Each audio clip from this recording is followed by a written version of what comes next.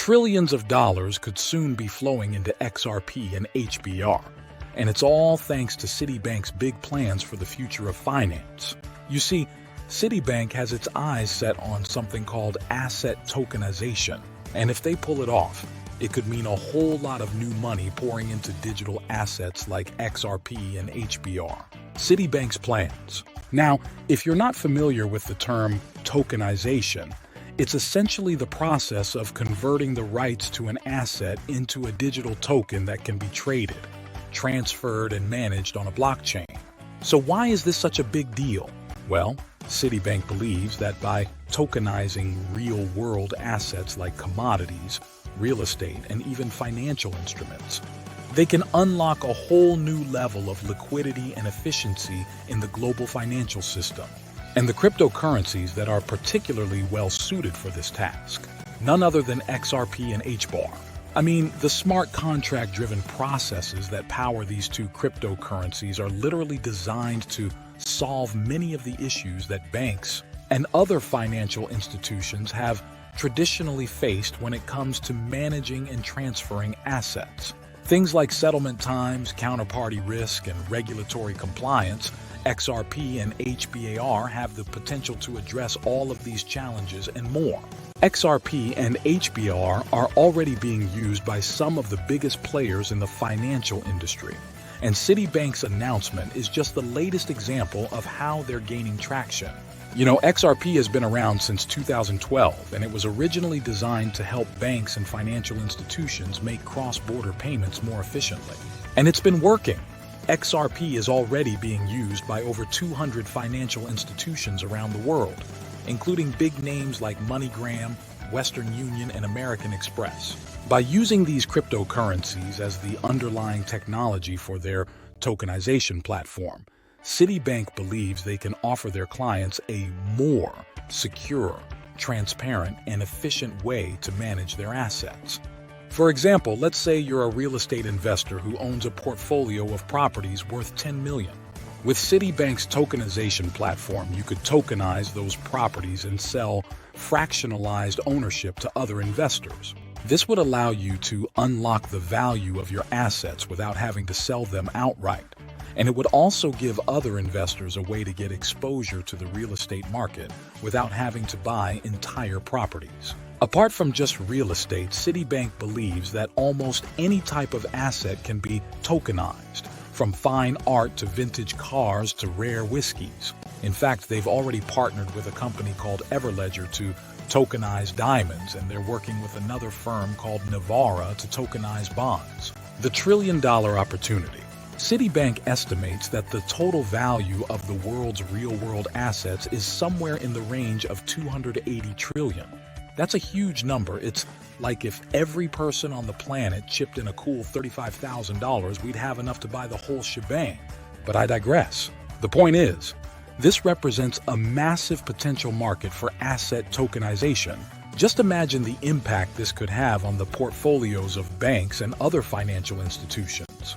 By tokenizing these assets and making them more liquid and accessible, they could potentially grow their portfolios by trillions of dollars. Citibank believes that the tokenization of natural resources alone could unlock trillions of dollars in new value. There's also an economic factor involved. By making it easier for investors to access and trade real-world assets, tokenization could help to unlock trillions of dollars in value that are currently locked up in illiquid assets. And I mean, that could have huge implications for the global economy as a whole. Just imagine a world where anyone with a smartphone can invest in a piece of the Mona Lisa, or a rare Lamborghini, or a chunk of the Hoover Dam. Advantages and challenges of asset tokenization. Okay, let's be real.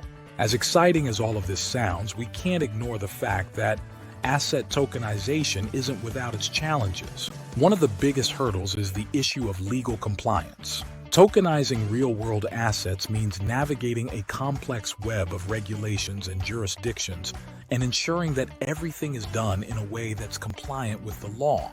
But the good news is that crypto like XRP and HBAR are starting to provide a bit of clarity in this murky world. You see, as ISO-compliant digital assets, these cryptocurrencies have a level of regulatory approval that many of their counterparts simply don't. And I believe that's a big deal when it comes to getting the green light from the powers that be. According to a recent report, the global market for tokenized assets is expected to reach a staggering $24.4 trillion by 2027. It's a clear indication that the big players in the financial industry are starting to take this whole tokenization thing seriously. Another key advantage of asset tokenization is the increased transparency and liquidity it can bring to the market. When assets are tokenized, their ownership and transaction history are recorded on a public blockchain, making it easier for investors and regulators to track and verify the authenticity of the assets. And by making these assets more liquid and tradable, tokenization can help to unlock new sources of capital and investment.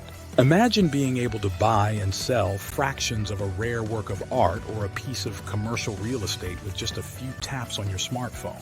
In addition to Citibank's plans, we've seen other major financial institutions like JP Chase and Goldman Sachs exploring the use of blockchain technology and cryptocurrencies for a variety of applications, including asset tokenization.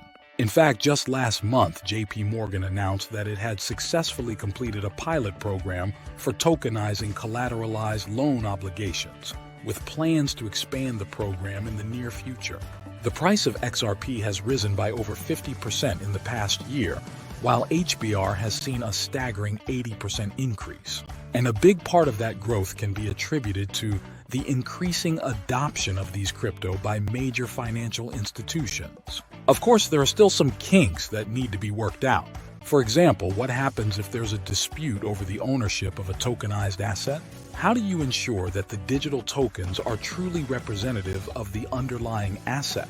These are the kinds of questions that the industry is grappling with, and it's going to take some time and effort to find the right solutions. But with the likes of Citibank, JP and Goldman Sachs leading the charge, I have a feeling that we're going to see a lot of progress in the months and years to come.